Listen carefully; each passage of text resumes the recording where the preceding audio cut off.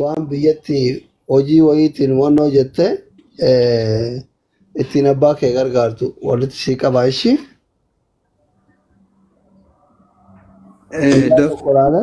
Torbaan achi aanu keessa xiqqoo namni hafuura baafatu torbaan achi aanu keessa ilaalee guyyaa tokko sagantaa sii qabee guyyaa sabtiitirra sa'aatii tokko sa'aa lama sadii fudhee si gargaarsisee yoo murteessitan biyyatti galu akkas goonichi. Abu Muraad gara Dubai jirtanii isin? Ina chance yoo hin qabdi eeyyani ilaala amma doktora amma beekta chance hin qabdi zaaran tokkoffaa Seetembarii tokkorraa booda haga ji'a lamaa jechuudha. Mootummaan biyya kanaa jechuun afuudha godhee jira warri garamaa keessa jiru hundinuu jechuudha. Barbaadu biyya galuu hin danda'a namni ilsiin laal biyya ji'a kana lamaan kana keessatti fayyadamtee biyya galtee gaafa sammuun isiitu bilisa ta'e wanni hunduu isii as akkalamiitiin jedhe bifa haarawaanuu deebi'uu hin dandeetti. Turistii illee deebi'uu hin dandeetti waa takka wanni isii daangisu tokko hin jiru laal. Chaansii kanattuu fayyadamuu dandeessi. Amma maal awuspaasii kaanii wanni isii barbaachisu tokko hin jiru. Jiini kun dhumee jennaan ji'a Seetembarii gaaf tokkooti irraan booda wanni hunduu bilisa.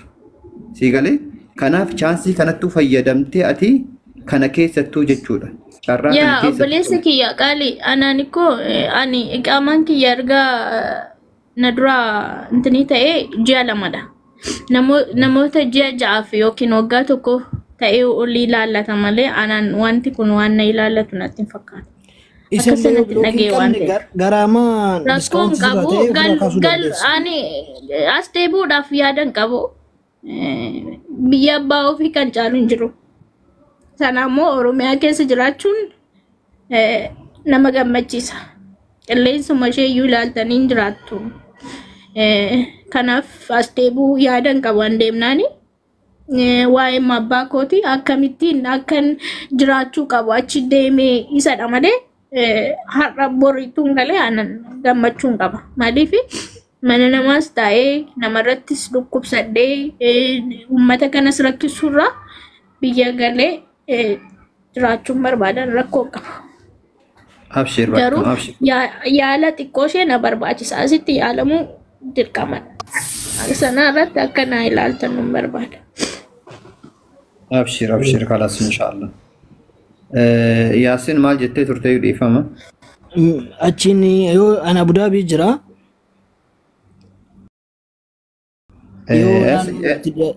Naannoo kam jirtaati sanyii hace? An Dubai jira. Dubai jirta? Abu Muraad follow isinii godhaa wastaapiidhaan keessa wanni inni lakkoofsa isinii ergaa wal dubbisnee xiqqoo waan godhamuu qabu laallaa daattanii yoo isin mijaa'in dubbistan isinillee sila. Hayyee inshaallah bakka rakkoon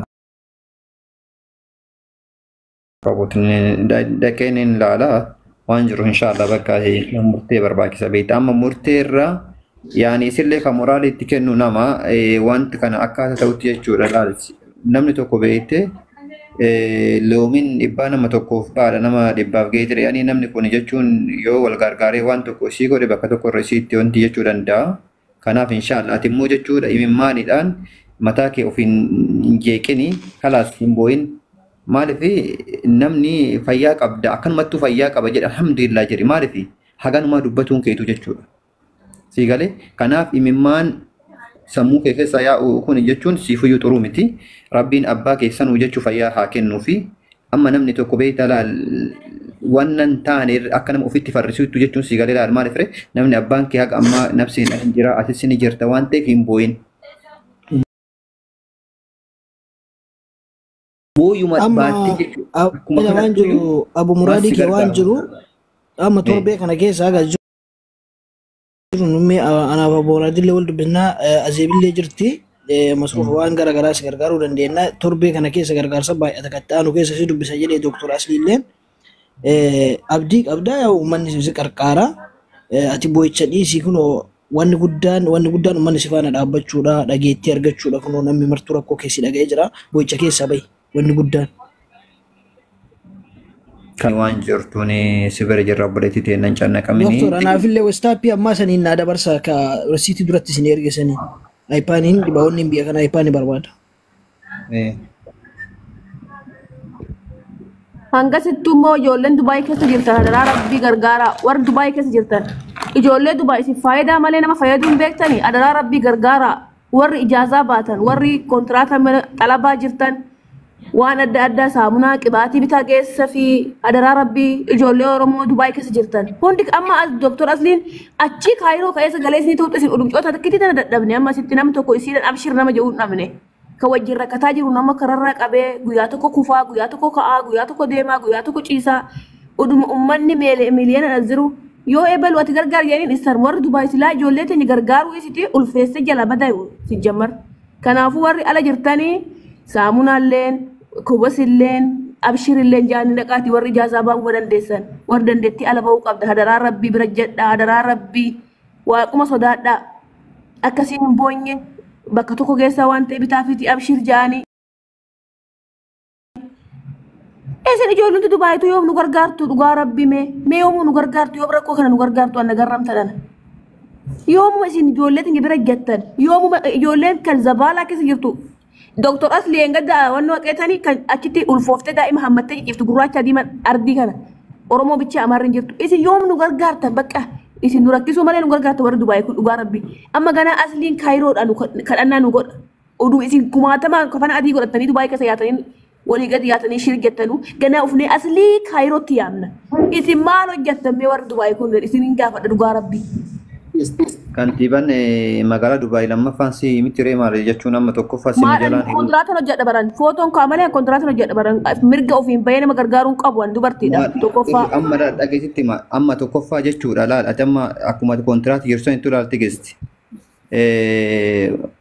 hamma dandeettii kiyaa aabbu hamma dandeettii kiyaa kam coota na fide ana engadda imbaasitti argeetan gaafadhee akka ukkubu isiin raameti ka isii wajjin deemtutu natti hime hadaraatti jiitoo laali akka isin itti jirtu jettee kan natti hime isiidha ana ka waasaap irraan qooyi kootu aslii laayif irra jira jee kan yaame gargaarsa kana bira ka dhiyyeesse ana kan mana aslii fide ana hamma humna kiyaatiin gargaaree biraan ga'ee hamma humna qabuun ani kan jiru mana kontiraatati gadi garafamee tan bulaan ala bayeen bulu isin warri dhiiraa kan baatanii hojjechuu maltan kan ala baatanii nama laaluu maltan makiinaa kan qabdan asii maqaadhaan jiru kan makiinaa ooftanii galaa jirtan daabboota kabitanii makiina irraa kararraa itti gortanii yoo kennitanii obboleettii teessanii maal rakkoo qaba mobilaazam doolaara kennitaniif mobilaazam footoo wajjin kaatan birruma 5 kiitii keessaa obboleettii tan tohoo tana malee hin qabu birri 5 obboleettii tan tohoo daabboo kana nyaadhu buli harkaan qabu maal rakkoo qaba kun waan marii tigisti yaamaniif qabamoo kuwaan tigisti ati maal hojjetan jettuuf qabdan ani dhiiramoo makiinaan qabamoo maa itti gortanii waan tokko bittanii fi buna tokko bittanii fi kootu waan akkanaa ta'e bakkamsi dhukku bakkinni baanaadolii takka nama bituuf hin qabu namittiin isin gubbaa ciiftu suni biiroo keessa hojjetti isin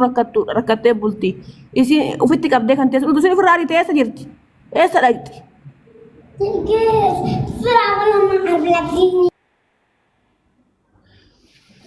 kanaaf ijoolleen Dubaay jirtan lakkoofsa isin ergeera Yaasinii fi Abu Muraad isin ergeera warri Dubaay jirtan bira lakkoofsi isii irratti waa gargaaruu dandeettan diraama 15,500 duwwaa 191 duwwaa 451 saadihi baankiin isaa mashriq baankii maqaan Hazab kennaa yaadataati. Eessa jirtaa lubbu Dubaay keessa? Akkamni inni eessa jirta Dubaay keessa? lakkoofsi abbaa isii kan herreega baankii